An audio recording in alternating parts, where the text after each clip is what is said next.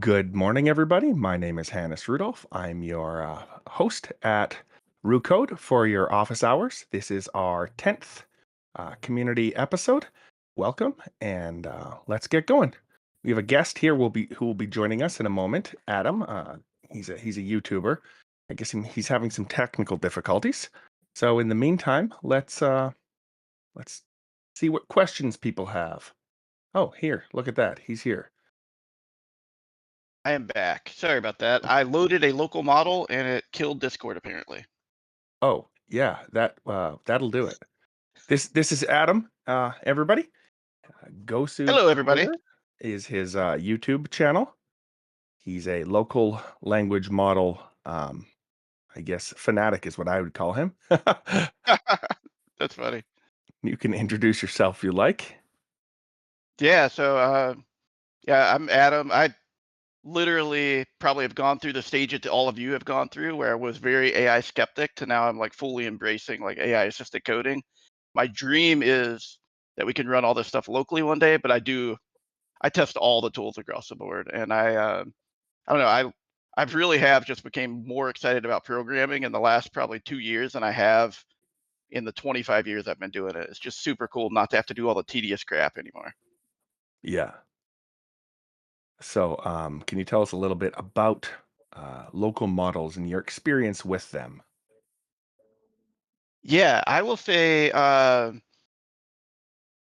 So there's kind of this path that you go on. So like when I first started with local models, I had this expectation that they were going to actually grow into this amazing like within the next year. So to go back a year ago, I thought local models were going to be way further along than they are now. Yeah. And that clearly hasn't been the case. So we've ran into situations now where I think that Oh, I think he launched a model again. So when things it that have comes come to, out. hold on a second. You sort of chunked out for a second. Okay. Yep. Sorry. You said when What it did? comes to about a year ago, you said something Yeah. about stagnation. Got it. Yeah. So about a year ago, I thought local models were going to just progress insanely fast for coding in particular, and that just has not happened. Um, in fact, I would say like they've kind of stagnated to a point, and you can see that with the latest Llama models and things like that. Because really, my dream is to be able to just code completely locally with AI models. But the better and better frontier models are getting, the more catch up the local models have to get. But there is one like shining model that has come out recently called Devstral that works insanely well.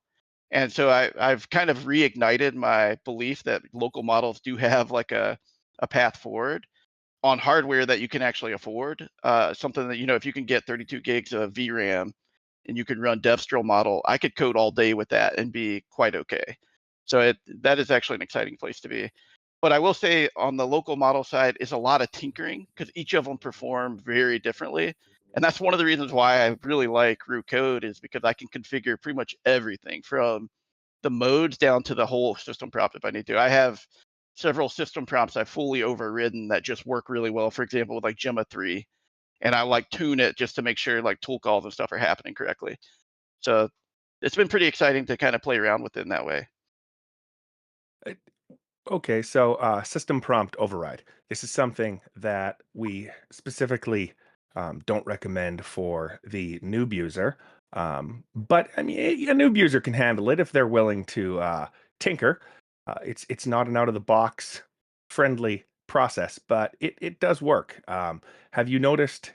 And when it comes to overriding the system prompt, have you noticed keeping out specific tools, helping to keep the LLM focused by only including the basic tools? Yeah, I'll say like there's a couple factors. First off, I just pulled this up to see what it is. So currently, like when I estimate the current system prompt in Code, it's like 18,000 tokens. When you're Yeah. running local models, that's a lot of tokens to feed in. So I usually go in with the goal of like, what's the bare minimum I need so that I can just keep as much context window as possible for the code versus the system prompt. So my current one, for example, is about 1,500 tokens. So I pull out pretty much everything that's on the complex side. So all the MCP stuff, I just assume that I'm not going to use that. I then simplify all of the instructions around all the tools around that, and I get it to around 1,500 tokens, and then I can perform, you know, like tweaking on it depending on the model, because sometimes they just need different type of wording for the way instructions need to be followed. And then I would Yeah. say applied diffs don't usually work very well with local models. So typically I won't rely on that particular tool, except for with Devstral. It actually works pretty well with that one. Okay. So, can you tell us a little bit about why um, tools like apply diff don't work, and what are the alternatives to people that aren't that familiar with this? I guess I would start by explaining to them we have different methods to write out to a file. One of them is called write to file, and one of them is called apply diff. Um, and write to file simply uh, inputs the entire file every time it's used. Um, or writes the entire file every time it's used. So if it's a new file or an existing file, that's how it works. Whereas apply diff does a surgical edit. So do you want to explain to us a little bit about why that doesn't work with some models? Yeah, and I think it just comes down to the complexity of it, because you guys even see this if you've used like Gemini 2.5 Pro, that model notoriously has struggled with applied diff, because it's like little formatting things or just variations in like how it actually gives you the responsives to it, that cause it to just fail. And once it fails with Gemini 2.5 Pro, it just keeps doing that over and over, at least for me. So what I found Okay. with local models is they run into a very similar issue where applied diff is, because it's so precise on what it actually needs to change, that the matching at 100% just typically will not happen. And if you change that matching percentage, you can get sometimes a little bit better kind of or less tool failures from that standpoint. But then you end up with like weird formatting issues that you need to go in and resolve. So it's sort of like a trade-off there. But again, Devstral is the latest like local model that actually does a pretty dang good job with it, to be honest with you. So that if you're looking for like one to actually use locally, Devstral, you can include apply diff and it'll work, relatively well. If it does start failing though, you do just need to kill it and kind of restart over because it has a hard time recovering. Okay, so I'm going to back up here a sec, and let's talk about hardware. So you've mentioned several models here. What is the minimum hardware, and what is sort of the if people are watching, what shouldn't uh, if what hardware shouldn't they use? I'm guessing. I guess I want people to know so that they can, not get frustrated. Where's the entry level, the bar? If you're wanting to work with Roo Code, you need something with like 24 gigabytes of VRAM or something with unified memory that you can run it on. Uh, just simply because you need a pretty decent amount of context loaded in, and a lot of times you can load in these models on lower end GPUs, and you just can't get the context that you actually need on it. I recently just upgraded from the Hmm. 7900 XTX, which was a 24 gigabyte one, to the 5090 RTX. And that thing, it's made a big difference for me because I can load in a lot more context. I can get models up to 90 to 100K context locally now that work pretty well with Root Code. Okay, I'm going to interrupt you for 1 second before I move to my next question. I forgot to introduce Dan. He works at Roo Code right now. He's, I guess, in a bit of an internship position initially, and he helps to review all the code and support requests on GitHub right now. So, yeah, Dan, welcome. Thank you. What's up, Dan? Up. Dan's Uh, really knows everything there is to know about the code of Roo, and if he doesn't know it, he'll know it in about a minute. That's awesome. Actually, I do have a question regarding local models, especially around native tool calling.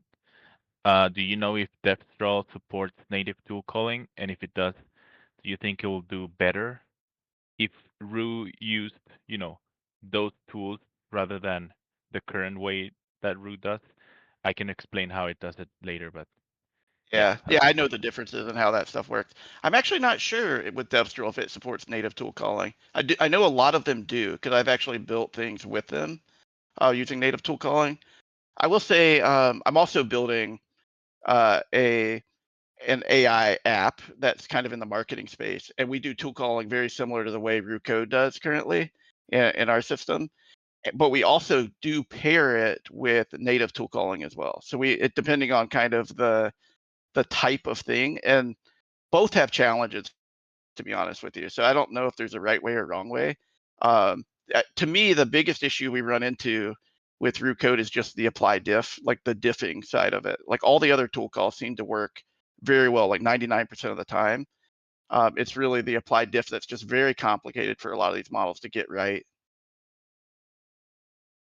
Yeah, Got it. we've invested a lot of effort into getting the apply diff tool to work well with edge cases, where some models start to uh, they sort of drop the ball a little bit as your context grows, and we've implemented uh, guardrails to try to actually guide it back on track, and even accept some of those less than perfect inputs. That being said, yeah, Possible to get it it is. perfect. It is a challenge. I'm not sure how well they're trained because being good at coding and being good at using an apply diff are very different things. So Hmm. training a model, I would think with a small model, you're going to focus on training coding very well, and a following tool call is great. The most tool calls follow a pretty straightforward um, workflow, but apply diff is probably the most complicated one of those. Yep. And you're really reliant on the AI in that regard. There's only so much like edge cases you can cover. Because like I said, I deal with a lot of the same similar problems on a day-to-day basis for some of the stuff that we do. It's just sometimes the tool calls are very, very complex, and the AI will just get lazy sometimes and decide that it wants to do something different. Okay, so we've talked about the bare minimum to get in the market. You said 24 gigs VRAM is a good place, or unified memory. So um, a MacBook with, I'm guessing, probably 64 and 96 gigs of RAM would be needed. Yeah, Uh, yeah, yeah. It's gonna be uh, slower, but it'll work. it'll get the job done eventually if you go for a coffee, maybe. So, okay, so we got the bare minimum, or the minimum what we need to get in. Now you're talking about customizing your system prompt. I know what you're talking about when you say, "Oh, if you notice this, just change this, just change that." Do you want to, share your screen or explain how this works when someone goes to set one of these up, in terms of setting it up in Roo Code? I mean, you don't have to go from the very beginning, but what's the mechanism that's used? Footgun prompt. Do you want to explain to us what that is and how it works? Yeah, let me pull up a window here because I can kind of probably just walk through it a little bit better too on how I want to do this. So let's see here. I want to switch to this one. All right. Yeah. So I guess be Oh, warned. I yep. I would I would say do this at your own. Know that you're Peril. going to break stuff if you do this. Yes. Know that things are going to go awry. So I have a ridiculous amount of modes set up. I don't know. Hopefully everyone can kind of see what I'm showing here. This is one of our code bases that I work in. I have a ridiculous amount of modes, and you can see here that a lot of them I actually have like for LM Studio or like very, very specific overridden things. And I have the same thing on the model side. So here I'm actually running my local miscellaneous, which just points over to LM Studio. And then in this particular one, again, I have way too many models downloaded because I like to play with them. But I would load Devstral, but last time I loaded it, it broke Discord, so I'm not going to do that right now. So I will not actually show it running because I don't want to get kicked off. But when you go in and actually edit your configurations here, um, you can kind of see like all the different models that I got. The other thing that's very important is to pay attention to your temperatures, especially for local models. They can make a massive, massive difference. So I'm gonna go ahead and discard that. Um, and then I'm going to switch to my mode, my called coder short rules, because this is the one where I've actually overridden it here locally. So in this particular case, if you want to create it, you basically can click this link here, which actually will create a file in your repo here. And Right. actually, it moved it on me. So here's my actual one. So this is the one that I actually have created already. I'm going to move that over because that is Do you want to explain to us what is a footgun prompt? Yeah, yeah. Yep, I'll get you. So We'll the get there. Sorry. Getting Yep, ahead I of will get there. myself. So let me go back to code mode because this is the way I kind of tackle it. So the way that I started digging into this was both looking at the source code and actually examining what is everything that's in this particular prompt. So you can see like anytime you're calling to the AI, this is the system prompt that goes with it. So this is like the first prompt that you give the AI so it knows what it needs to do. And then you can think about it, every subsequent call includes this Okay. and every previous message. So if you think about it from a local model perspective, this is a pretty large body of like a system prompt. When it probably doesn't need 50% of this.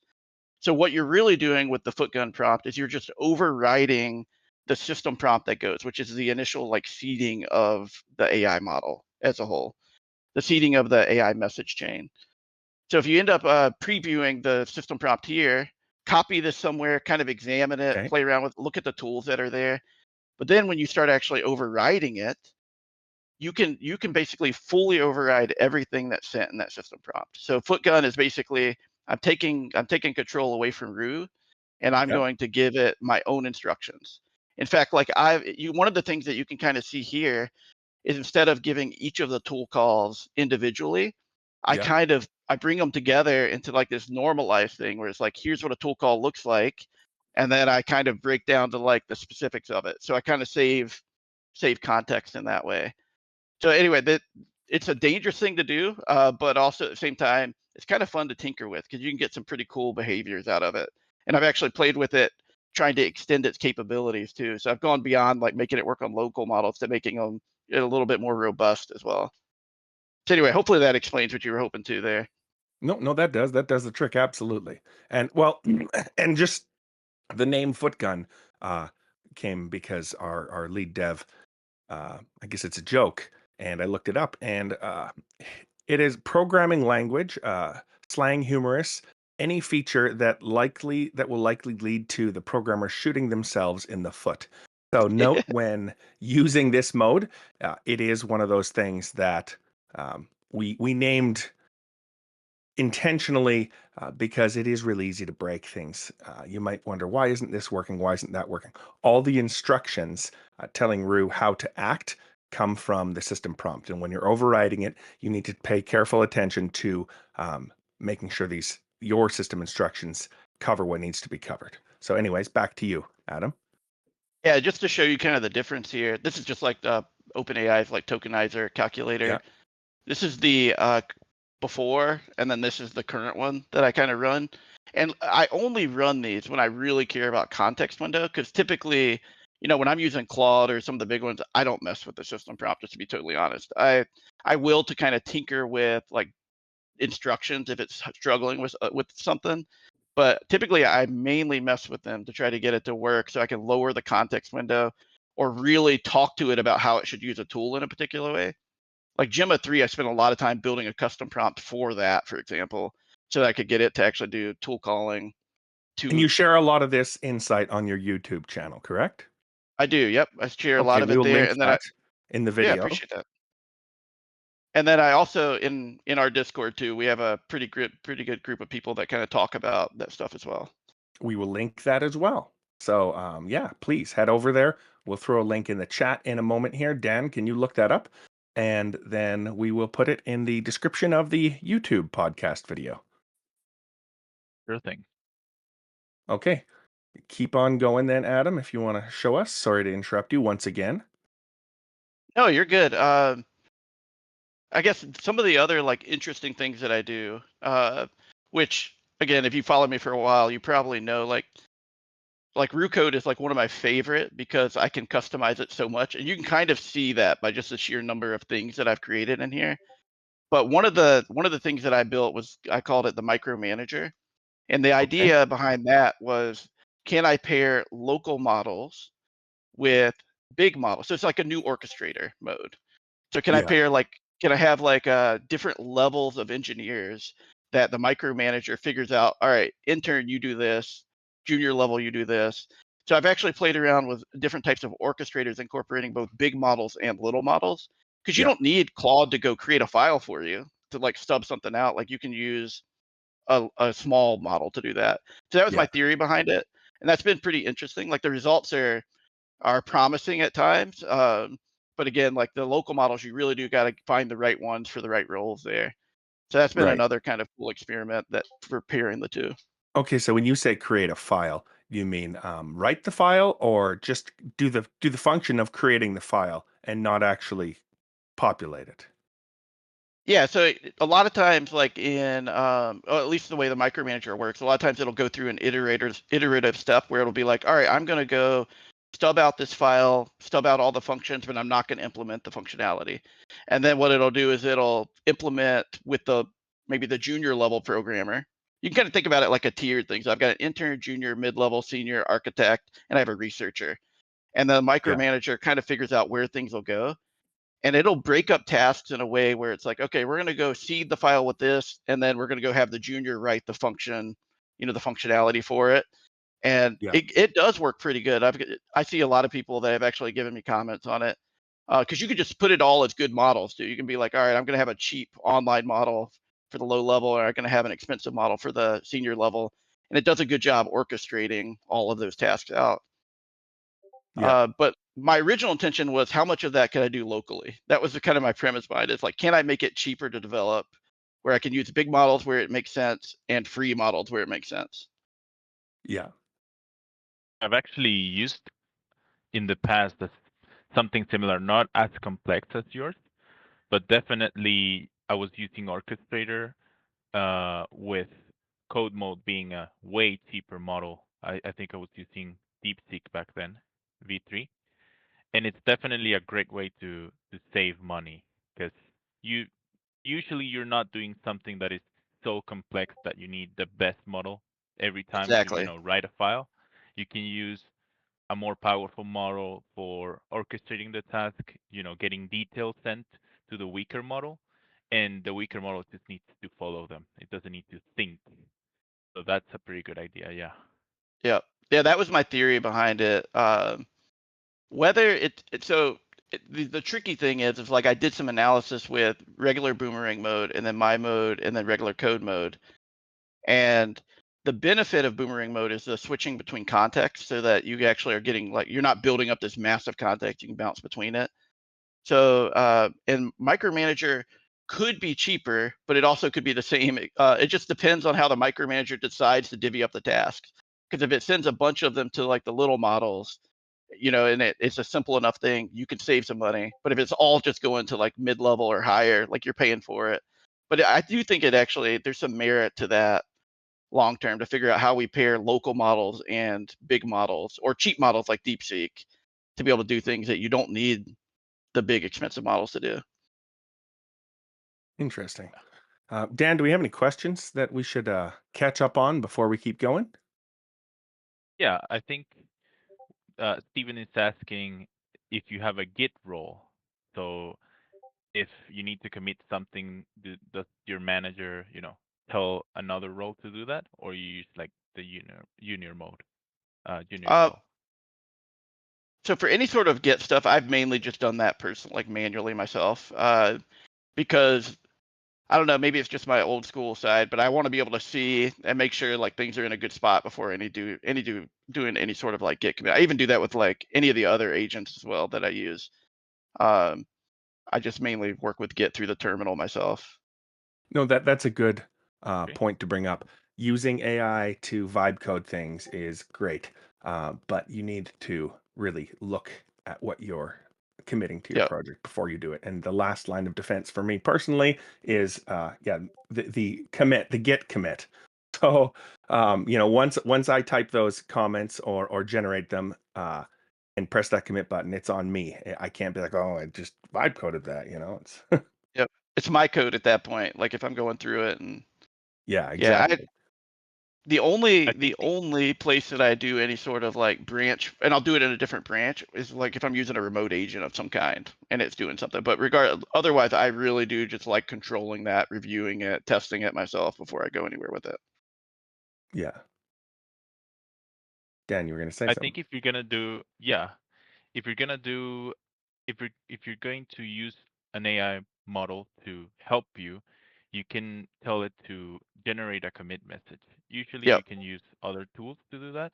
Yep. But after you review the code, you can just simply tell it to, generate a pretty comprehensive Git message, and then you can 100%. copy that and commit it. Yep. I totally Yeah. do that. Yeah, cool. So, let's dive into your local model stuff a little, if you don't mind. Can I ask you some questions about that? Yeah, fire away. Okay, so you showed us some of your system prompt there. Um, you said we've got almost 20,000 K or 20,000 context by default in Roo.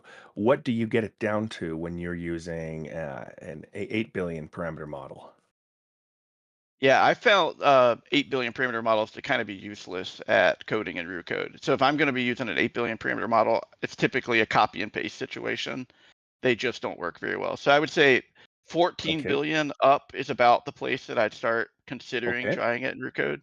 And there I get it around 1,500 tokens is what I get it Wow. down to. Do you want Yeah. to show us do you want to show us a little bit about what one of those looks like in terms of, what are you removing that makes it so much lighter than the default prompt?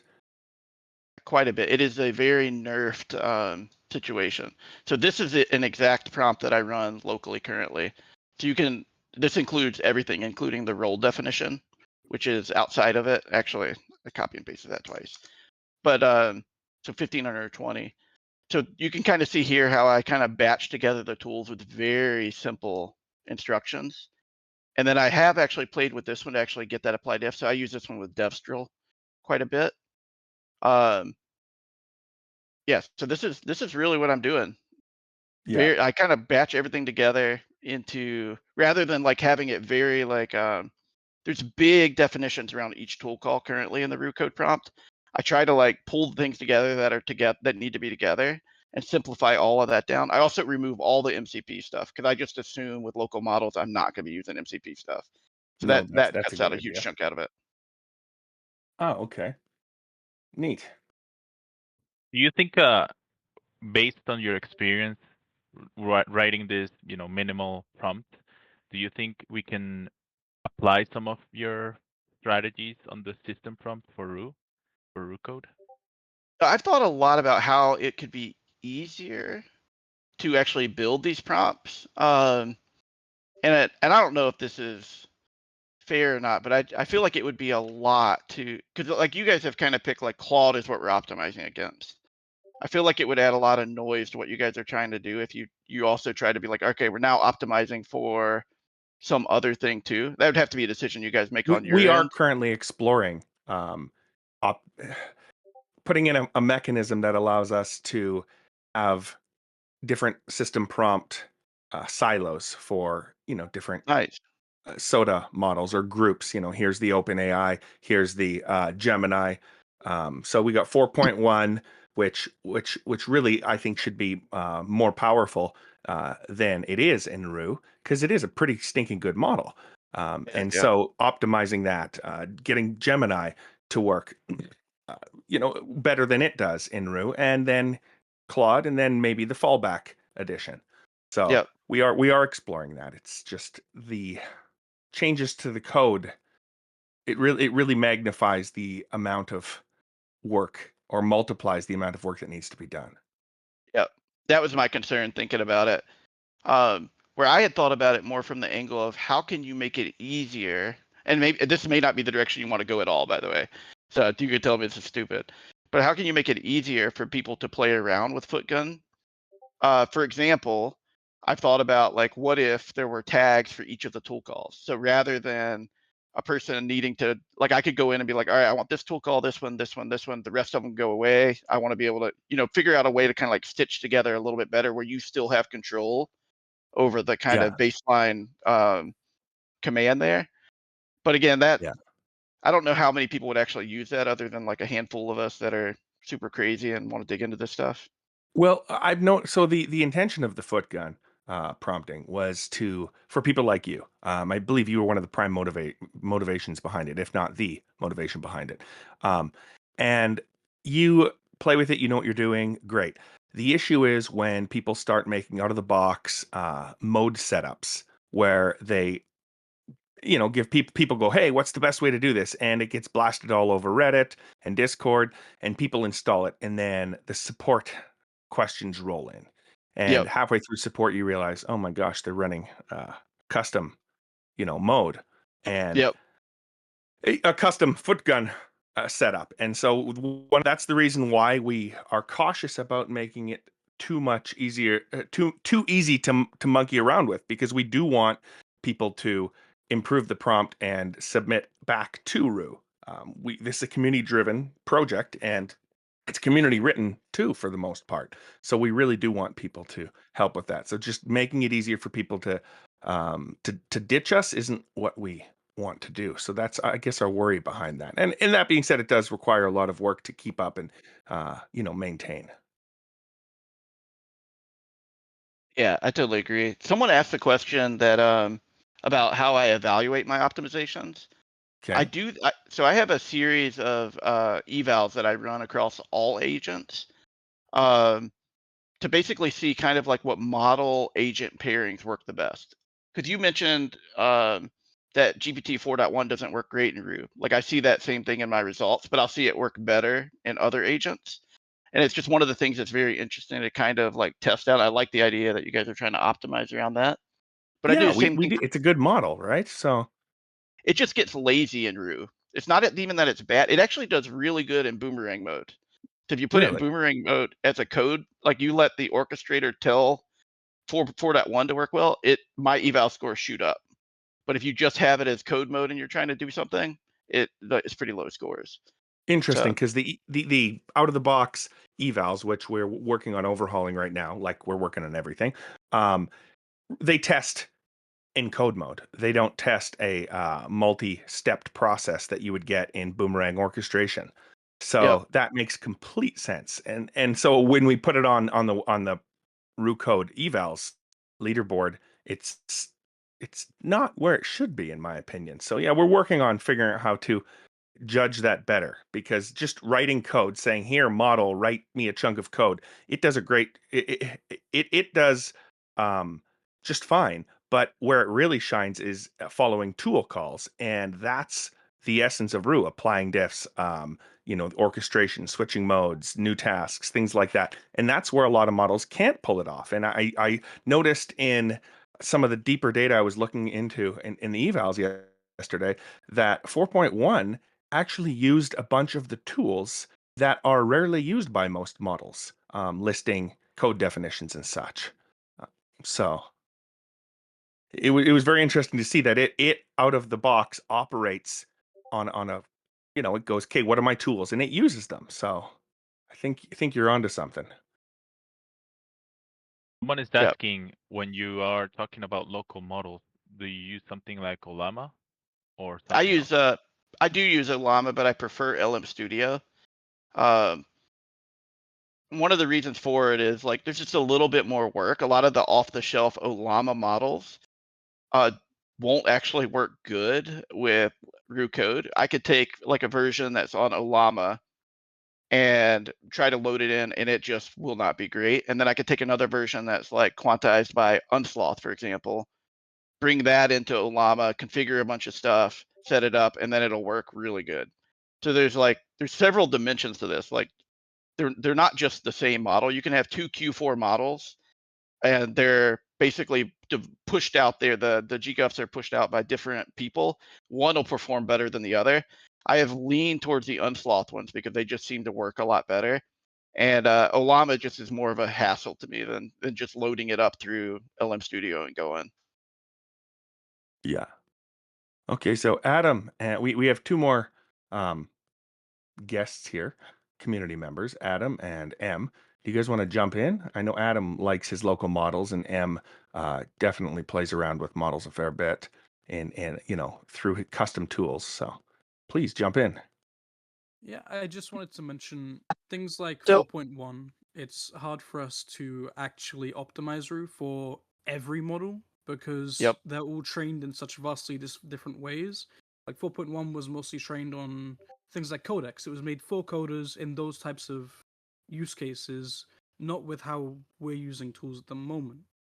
We're mostly parsing text like we did with Sonnet back in the day, but 4.1 doesn't really like that, so you'll see less performance when trying to use it for a more advanced mode like code mode. Interesting. Okay. Yeah. And do you see any reason why we wouldn't be able to sort of adjust the way Roo works with models like 4.1 to work more effectively? Do you see any major challenges with that? In OpenAI's own testing, they see a lot higher scores when using native tool calling. So if we were to migrate to the new standard of tool calling, we would get much higher results off the bat. But other than that, not really. We don't have any boundaries. It's just getting it done. It's a lot of work. Well, I will let you guys in on a little secret. Yesterday, we actually met with OpenAI. They want to work with us to get models like 4.1 to work better. So it is something we actively want to make happen. Nice. Yeah. Adam, what do you have to So say? one thing, so pretty much GosuCoder is 100% on target. I've been preaching anything below 14 billion parameters on a local model is not worth your time messing with. As far as like, I have a Mac. So LM Studio for the Mac, the models to go for the ones that are actually are vetted by the LM Studio community. They Mhm. have Devstral versions. They quantize them. There's a guy named Bartowski who also Yeah, has okay. very good models on the Mac. Look for MLX models. They run natively against Metal. There's less of them, but when they work, they tend to work very well. Kind of like the Unsloth ones that Gosu. Those are kind of tweaked for CUDA. Those are tweaked for NVIDIA stuff, and so they run very well too. And I'm pretty much in Interesting. agreement with M about native calling. I've been kind of on that soapbox for a little while, wanting us to move from putting tool calls in the prompt to actually using the tool call array that is available, because the models are kind of smart about going, oh, I don't really support native tool calling, so I'll just go ahead and put your stuff in the prompt for you. Yeah. Anyway, I kind of agree with that too. And I agree with modularizing our prompt. I really wish someone in the community would make us a prompt builder, like literally a little Lego set where you could say, I want to do this, and Me I'm too. going to Yeah. be That'd be running on a awesome. local model. Yeah, Yeah. me But that too. would be That'd be awesome. incredibly cool to do. And it's just a Okay. text file, you know? Well, Mhm. here's something. So we are experimenting internally with using Roo to um, build the features that are from feature requests. We added this an issue in GitHub called a detailed feature proposal, and it's a bit of a long form. It has quite a few explanations in it, but the goal is actually to force you to take your idea and put it in a format that we can, without too much effort, feed into a special Roo prompt uh, to bring your concept or your idea to life, at least in an MVP um, uh, you know method way, so that we can test it and see how well it works, because a lot of ideas, really the thing that holds them back is, will this benefit people, not will people like it. At the end of the day, our goal is to make Roo work better, to code better, to code autonomously to a large degree better. And if it does it, we want it. So as soon as we realize something like a multi file read will make a better experience, we're quick to jump on it. And so that's one of the reasons why we want people to really work. If community members are out there, I'm sure you guys are, if you're listening, please take your ideas and make some detailed feature proposals. We go over them, we have discussions about them, and we really want to make them happen. So, yeah, please, these specific ideas being mentioned about modularization.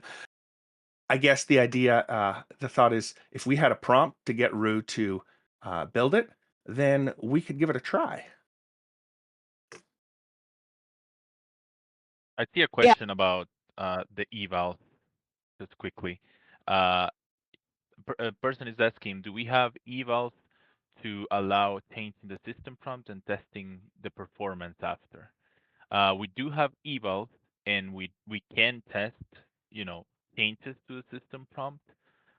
I don't think we have evals specific to test changes to the system prompt, but Well, we can see if a prompt is going to affect the output for sure.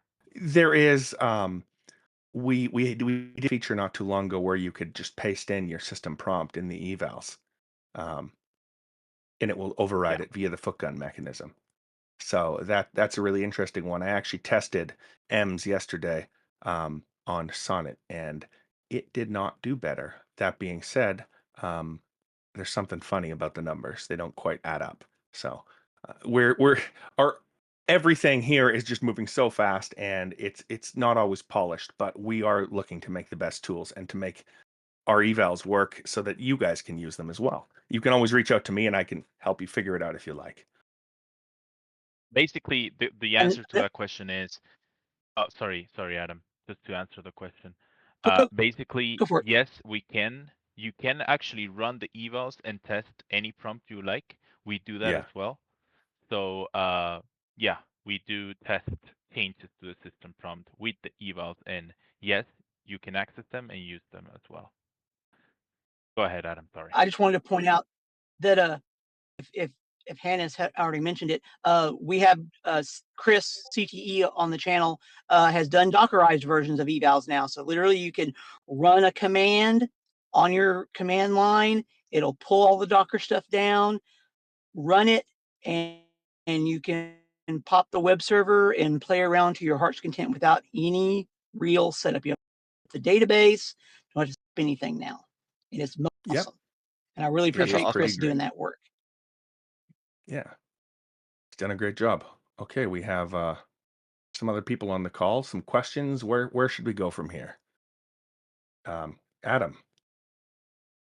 Guest Adam, what do you have to say? Yeah, I think it's just cool, like hearing that you guys are thinking about going to more native tool calling. I'll be very curious how that performs. And I think that that's going to be interesting. And I think it could be something that's done incrementally too. Like I could see rolling out one or two things that go into native tool calling. Because like I was saying, like the thing that we're building, we do both. So we actually have native tool calling, and we have kind of the built-in, I call it the tag-based kind of tool calling that I would say Roo Code does. And I found that even with native tool calling, you still do have to prompt quite a bit to tell it like when it should call it, how it should use it, what the output needs to be. And there's still a lot of guiding you still have to do. So it'd be interesting to see what you guys make in that same space too on the coding side. Yeah. Well, I mean, we're open to, like I said, detailed feature proposals to anybody who wants to get deep into that process and help figure out the best way to implement this in the code base. So, Luz is on the call here. I'm going to unmute your mic. There we go. Hey, Hans, how are you? Good evening. Oh, yeah, thank you. I just wanted to drop an update. I was trying to work on something, on a better workflow system to optimize my Roo projects. And, we have been talking about FootGun in this episode already. So I just wanted to say that from what I've had, all my experiences, I feel like that experimenting with FootGun is maybe one of the better ways to understand how Roo actually works and how we can optimize it to our best needs. And that is something that I've been trying to do. Basically, what I understand from all my experiments is that we need to modularize different kind of prompts so that we can stop whatever our AI LLM is from hallucinating, right? And we need to stop using too much information. We need to stop feeding it too much information so that we give it just a little bit amount of freedom and we let it go through whatever it needs to do. And we also make it a little bit more organized so that it's in some control. We have some control over what it's doing. And ultimately, I believe that this workflow is one of the most important things to get it right. Whenever it comes to wipe coding, whenever it comes to AI assisted coding, and that is Yeah. something we really need to focus on quite a lot. Adam, thoughts? Yeah, assuming UBV. I don't know. I feel like the power of Roo Code in my mind is treating engineers as engineers and letting them kind of figure things out on their own, and then incorporating that back in, like I think you said earlier. Um, where my head, one of the reasons why I think Roo Code is like one of my favorite AI assisted coding tools is because it is so highly customizable. And I have to believe, like down the road, that you're going to actually have like companies and businesses and things like that actually build like these really very interesting like mode orchestrators and things like that. So I do think what he's saying is kind of right. Like if we could figure out a way to like make that stuff controllable enough, but yet make it good, then you end up in this really sweet spot where you've got like customization, but you've got a little bit of control over it. But I do like the fact that Roo treats engineers into engineers, and you don't try to baby us with like uh, auto model switching and stuff like that. Like that's something that I'm just kind of cautious of, wary of. I think we should be able to be as in the weeds as we want to be. And I think the code mode is like a good like starting point. It's like a good, just get started, go here and make things work for you. Yeah. That's an interesting input. Somebody on Reddit said the other day we were making changes that were sort of treating them with kid gloves, and I thought, we want Roo Code to have those abilities you mentioned, but we also want an out of the box experience for people that don't want to get into that. Uh, for them it would be a mess, and so we're doing our best to try to balance that and make sort of a dual experience approach. Heck, maybe we should have a little advanced toggle like a lot of systems do. True. Yeah, you could. But I feel like and maybe I'm wrong. I haven't like onboarded new into Roo in a while, but I feel like if you're a beginner, you basically go into code mode and connect your OpenRouter key, and then you're good. Like you can just run whatever you need to at that point. I don't know. I feel like you guys do a good job of balancing it right now, in my mind, but maybe I'm wrong. No, I appreciate that input. I guess I'm a bit sensitive to the fair bit of input we get from people just trying to jump into this thing. That really they're right now before they try Roo, they're coding by hand, and maybe they're using a tool like Copilot, and you throw Roo at them, and they're sort of like, wait, what do I do? Like, okay, but it's not doing what I want it to do. Whereas some of the tools they're used to using simply don't have the features that are complicated. They stick to the bare bones, and the expectation that it should be and could be simpler. I my gut initially, I go, no, you got to learn to do it, but I want to believe that we can make the out of the box experience um, great, and also fully featured, not having to choose to wipe out the really amazing features that make Roo what it is, in order to give people a simpler experience. And so we really do want to and aspire to crack that and make Roo an awesome product for all the users, not just, the geeks like you or me. No, that makes sense. Yeah, because Dan, it's interesting because sorry. the audience that you're attracting, because Yeah. the world of coding has opened up so much. You've got the people that have, to your point, maybe haven't even coded, and they're expecting to come into Root Code and it to be kind of like this vibe coding platform, and they're not very technical at all. Because I actually know people like that are trying to do stuff like that with Root Code. So it is kind of interesting that you need to support those people which don't really have that technical grounding. And then you've got people that have been coding for 20, 25 years that really want to understand and get in the weeds and like figure out how everything works. It is a tricky balance. Well, it's the people that you mentioned, the latter, that are making Roo Code what it is. But the people that have the ability, the vehicle to take Roo Code to the next level, are you mentioned the former. The Yeah. people that just want to use it or vibe code it, or use it, step past Copilot, things like that. So um, I'm often torn because I get in the mode of geek mode, like this works, no problem. And then I go to show my neighbor. He's an a veteran in the community. He's doing .NET forever, and I go to show him the tool, and he asks me questions, and I'm like, "Well, duh, the answer's this." And I think like, "No, that's a good question. Like, why doesn't it work like that? Why is it complicated?" And I think it's complicated because it made sense in how we got here, and now simplifying it is a lot more work than um, than it appears to be on the surface. I'm Yeah, gonna because flick we're over. system thinkers, right? Like we're system Yeah. thinkers. Anyway, keep going. Yeah, go No, ahead. no, no, absolutely. No, I love it. I love a good conversation. It's better than dinner. So, here, Dan, we have some community questions that you've aggregated before we finish Yeah. the episode in 9 minutes. So someone is asking, related to what we've been talking about, if there's a way to toggle between XML tool calling and native tool calling. So, moment we don't have that. We don't have that feature. And I was going to say, part of the freedom that Roo gives users is it allows the user to choose any model that they want.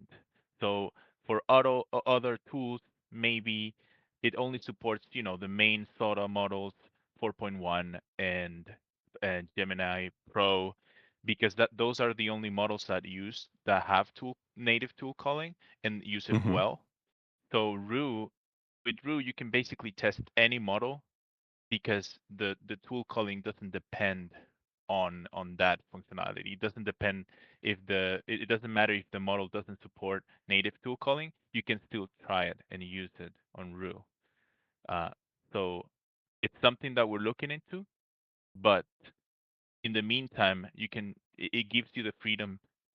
XML tool calling gives you the freedom to use any model that you want, basically. Yeah. Okay. Yeah, Thank you. I would Great also answer. I'd also add on to that, Dan, because like a lot of times people misunderstand the difference between the two different types of tool calling.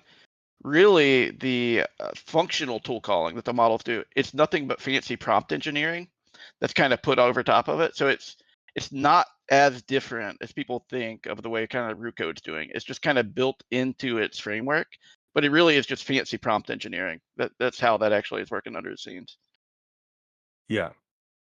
Which, while that is accurate, a lot of models today's age are trained for that fancy prompt Exactly. engineering, so it will work better for the newer models. Yeah. Yep. It could. Okay, Dan, we have a few more minutes here. Let's get those questions out. Another question is, can you describe the evals? Specifically, are they pass-failed at completing a programming task, or does it break it down? Does it break down data when the tool calls or diffing fails? And basically, it's asking if the eval just tests the completion of the task, or if it actually checks if, for example, a diff If is the code's failing. any good. Here, you're pretty familiar with our evals. Do you want to explain that? I can't for just 1 second, so you have to put this down. Sorry? You have to give that to Dan. 1 second. Okay, go ahead, Dan. So I haven't messed too much with evals. I do know that it checks what tool is using. Primarily, I think it checks the diffing, if Yeah. it's using apply diff or other tools. Hannes, do you know if Yes. we check other failing Basically, tools? eh, yes. We do measure which tools, what tool calls are made, and if there's an error, we document that. That's stored in the database for the evals. Whether or not the eval passes or fails has to do with victory conditions, which are defined in the eval process, and then Roo or the eval process opens up a Roo instance and gives it access to a workspace and says, okay, here's what you need to do. And it knows what success looks like, and then Roo will get changes to the file or create the file. Then it will run a test, and then it will go, okay, failed. It'll try again, and it'll keep doing that until it gets it. It has up to 5 minutes to achieve success here. Now, this is sort of a mono workflow. It's a bit of a back and forth, but it's not saying, okay, there's, here's a whole code base, design something that would do this. It's sticking to some pretty basic eval mechanisms, which Roo does really well at. And we've looked at our eval scores and went, wow, man, everything's getting in the 90s. And the reason is because with these models can do basic coding things really, really, really well. The thing is, but we aren't measuring how these models perform when you actually use Roo beyond just saying edit this file. Achieve this objective in this one file, which is basically what evals are right now. And I think we've done a great job by being able to get our models to that place, or using Roo, get the model place where they can get in the 90s easily. Even a model like Flash, which is super super cheap. Um, it, I got just over 90% yesterday with some tests on Flash. I don't think it was thinking either. So Yeah. Actually, we do have a similar approach with integration testing that we're doing. For okay. example, I test the tool that is being called, if the tool was called successfully, and the actual file, if it was edited correctly. So it is possible to test all those three things on the, let's say, on the test environment for Roo Code. The I thing do is have, that our evals don't have a workflow that, though we measure it, whether those tools pass or fail, we don't have a workflow that really stress tests them, right? Just saying, write this file that is, 99 bottles of beer on the wall, in this way, and then do a test. That's great, but it doesn't really rely on Roo to understand the context of the project. And I don't think people are using Roo for what the evals necessarily test really well. I think people want to drop Roo into their existing project and go, okay, I've been working on this for years. This is my project, and okay, change this. And that the first thing that I usually do when I'm testing things is I go, what's that thing that was more difficult than a few lines to change? A partial refactor without screwing everything up, and that's the one I give to Roo. And evals don't check that, unfortunately, yet. But we I was actually works yesterday, building an eval to test how well apply diff works and giving it really difficult scenarios. So I didn't succeed yet. The eval process is a bit complicated, but I'll get there. Roo will get there. and someone is asking, is Roo Code effective at working on the Roo code base? Yes, it is. Yes, tell us For about that. example, yeah, I use it all the time. If I'm testing, a PR and I need to change something, I just tell Root to Hmm. do it. Or working on new features, code-based indexing, I used Root Code to work on that. And before code-based indexing, it was a little bit, you needed to do extra work and telling Root to, edit this file, change this. With code-based indexing, it's a little bit, you don't need to pass as much context to Root yourself, especially in the Root code base. Now it can figure it out. Okay, I need to search this. It gets the context and it edits much easier than before. So yes, it Yeah. is possible to use Root Code on the Root code base. Basically, it can write itself. Yes, it can. And it does. I spent a good portion of my day yesterday and quite a few days in the last 2 weeks on the phone with on a Discord voice chat with Dan, where we go back and forth testing Roo's ability to check PRs, to implement changes people have suggested, to verify bug reports, things like this. Because I guess if you're familiar with coding, you understand that quite often one of the biggest issues with someone with a bug report is people basically saying it's broken.